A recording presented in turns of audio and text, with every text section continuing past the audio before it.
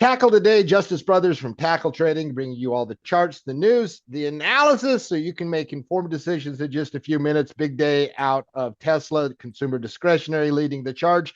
We talked in the podcast yesterday about how we are likely to see continued separation in different sectors, different areas of the market as we get out of this big, huge election day catalyst. Listen, breaking down those technical things is something that we're going to be doing in Master Trader today. Matt, you're teaching today. Tell us a little bit about it before we go look at some charts. Yeah, definitely. While we have you, check out the Trading Justice podcast from this previous weekend. We talked about all of those secondary setups, the aftermath of the last 2 weeks in the market. Remember, it was the election, it was the Fed, it was earnings, it was massive economic landscape. There was a lot to talk about, lots of catalysts. We went through them and we talked about the secondary setups and the aftermath of the environment. So definitely check that out. While we have you, Master Trader is in 6 hours from now. It is later on today, taught by Coach Gina Poor and myself, as is Master Trader at Tackle Trading. It's a once a month class we put on for our pro members. It is the best introductory to technical analysis and trading options you're going to find out there in the market. And we do it every single month for free for our pro members at Tackle Trading. So all you need to do is hit that link in the description below and register as a pro member, get a free trial, and get registered for Master Trader. It's a wonderful class. You'll love the class. And let's get into today's tackle today. Yeah, listen, we're going to have a detailed discussion on the lounge about sectors, about different indices. But Matt, fire through some of the indices. Tell us what you're seeing right now.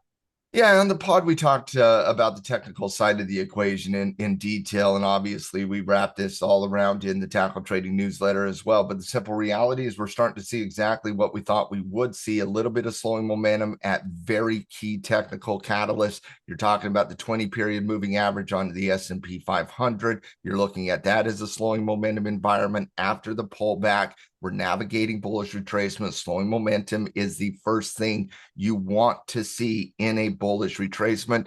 That is what we're seeing, and we're seeing it across the board. We're not seeing anything real substantially different out there, except we're seeing a little bit of oversized price movement in the Qs.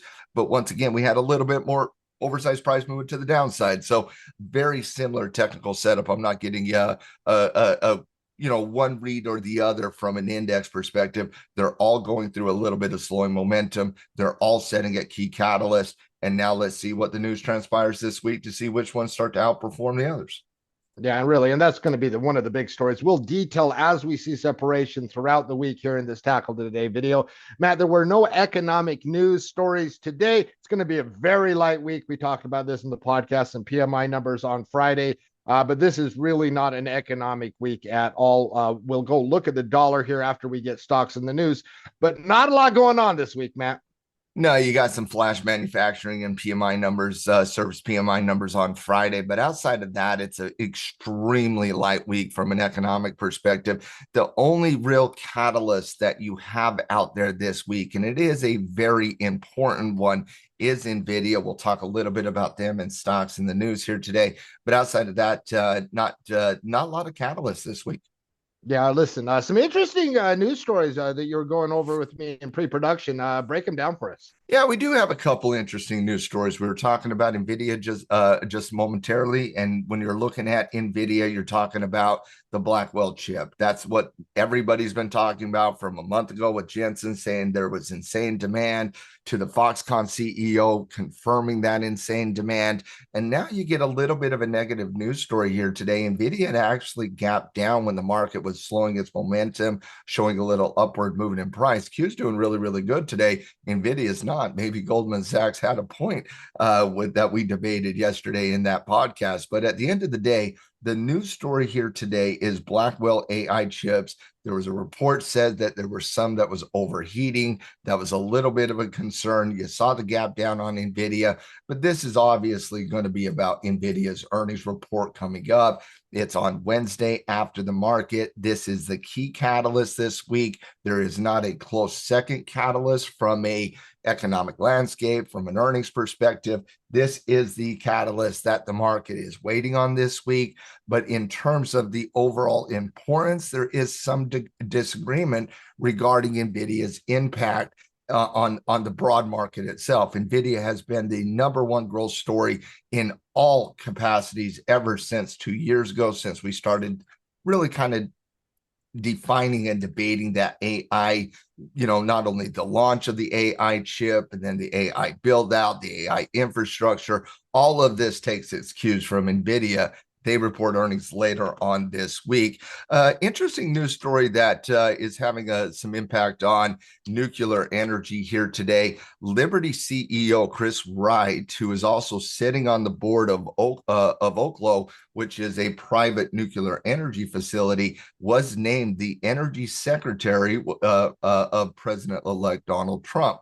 And so you're having a little bit of a nuclear energy conversation on the secretary side of the equation. Obviously, you're seeing a bounce here in OKLO, up 15% here today, up 2.7 points. 15%, real good price movement coming from the low point. Not a great technical side of the equation here. Mark, I know you have thoughts on private nuclear facilities and nuclear energy in general. What's your thoughts on Chris Wright getting Secretary of Energy? It's easy to forget that before the election, nuclear was one of the strongest themes and narrative in the market. Remember, we went through that stretch where Microsoft and Google, Utility buying companies, utility companies, right? Very, very strong theme. And so, one of the things that, we're having as a collective universe of traders is what are the areas, what are the spaces that are going to benefit under Trump? What are the ones that are not? Right, nuclear, right, kind of one of those gray areas. He said one of those, a few positive things, but really didn't dwell upon it. Yeah. This is a wonderful affirmation that nuclear energy will be, a potential priority for this coming administration. Some, pretty good, it's one of those things that when you have a string of good stories and then you go about 3-4 weeks and then you get another one.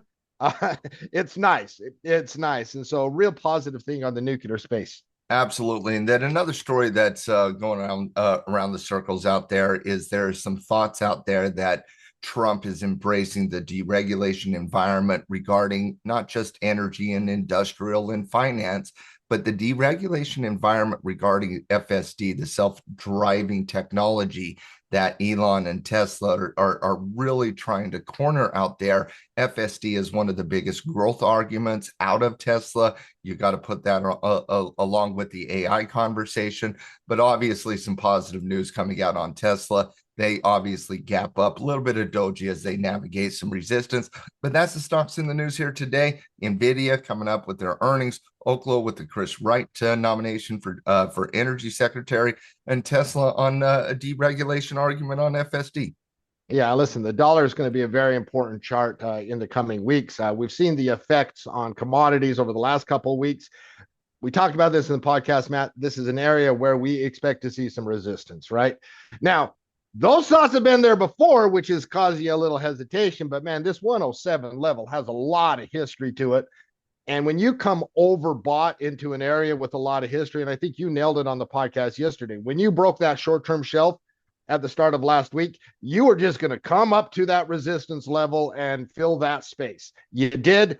A little hesitation. I will be surprised if you break out of this in short term, Matt. Maybe long term, we'll see. But it's tough to see the data this week in an overextended environment propelling the dollar higher unless something unforeseen happens, right? There's always variables out there, right? You have international variables, you have, things that impact the euro that's going to impact the dollar, things that impact the yen that is going to impact the dollar, you have geopolitical situations. But when you look at the environment this week, you have a technical overextended situation coming into major areas of resistance. Those areas of resistance have not been broken out of in 2 years now. Tested it multiple times, both in V-shaped type recoveries, couldn't break those levels on the dollar, and it's short, but now you're starting to see the consolidation that we have seen set in other areas of the market after the initial momentum. Think about the market itself. The market had that initial momentum for 3-4 days after Trump's victory. Now you're talking about secondary setups. The dollar had that same type of move, not for 3-4 trading sessions, but for 6-7 trading sessions, got pretty overextended in the short term. Now you're starting to see a little bit of consolidation at the top. This is not a bearish conversation. This is a hope that it turns into a bearish conversation. Right now, you're navigating bullish momentum. You have a massive resistance level that is very, very, very strong. You're overextended, and the economic landscape does not support further price appreciation outside of something unforeseen. And so, yeah, you would expect consolidation this week in the dollar, maybe even a little bit of a pullback type bullish retracement type scenarios. We talked about bullish retracements in the podcast over the weekend, as that's what we're navigating right now in the stock market itself. You're 2 days in front of that conversation on the dollar, quite frankly. Yeah, listen, gold, silver getting a bump, crude oil holding support, commodities as a general rule, doing okay. But this support level to me is really, really interesting to Matt on crude oil. Not to trade crude oil, but that support level holds those energy stocks that a lot of them looking very good on technical situations. Boy, it really adds to some stability in that space, doesn't it? Yeah, it certainly does. And again, energy was looking good, even if oil does not start to support it. Think about why Tesla's going up so good today. Deregulation environment. Think about why OKLO is going up so well today.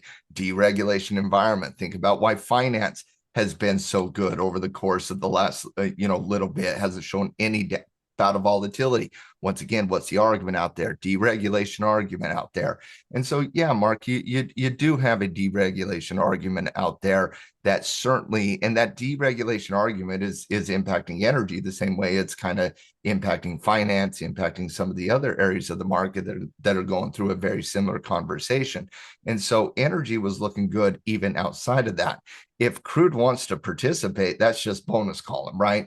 Now, crude doesn't have a tradable situation, right? We're really kind of looking at energy right now. Yeah, like but the at dollar, the end of the it's day, like the dollar is like just the kind of a support level here. yeah, it's a monitor chart, right? Like you're monitoring the dollar, you're not really going to trade the dollar right now. You're monitoring crude oil, you're not really going to trade it, right? You're It's like looking at the dollar as a way to give you more confidence on the bullish retracement in the market and the commodity landscape itself, trying to find bottoming formations.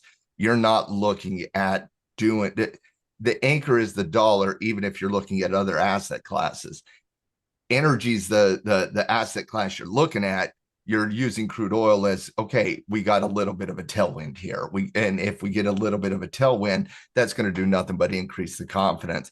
And when you are looking at the precious metals environment, you're seeing gold start to form up a little bit here. Obviously, going to need to see a little bit more development because we're still going to be fighting that 9 EMA. And there's an old rule at tackle trading. We don't fight the 9 EMA on the daily chart, period. End of sentence. We want to get that thing working for us.